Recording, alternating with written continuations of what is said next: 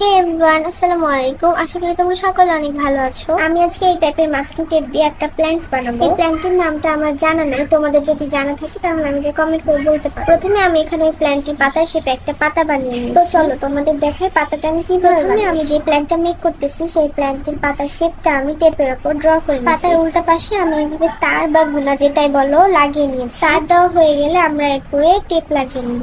টেপটাকে বসানো হয়ে গেলে আমরা এটার শেপ অনুযায়ী সুন্দর করে কাট করে নেব। তারের উপর টেপ লাগানোর পরে এটা দেখতে কিছুটা এরকম। আর এখানে পাতাগুলোর আগাতে তার বা গুনা দেওয়ার একটাই কারণ, সেটা হচ্ছে আগাগুলো বাঁকানো গেলে দেখতে আরো রিয়েলিস্টিক। এরকম দেখতে আমি আরো অনেকগুলো পাতা তৈরি করে নিয়েছি, কিন্তু এক একটা ছোট এক একটা বড়।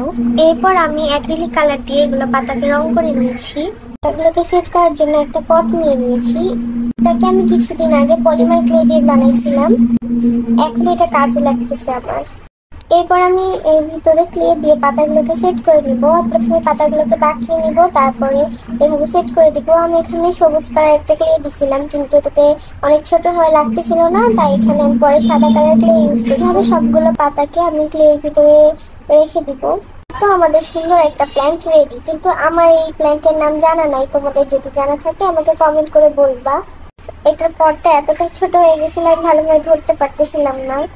আশা করি ভিডিওটা তোমাদের ভালো লাগবে। আল্লাহ হাফেজ।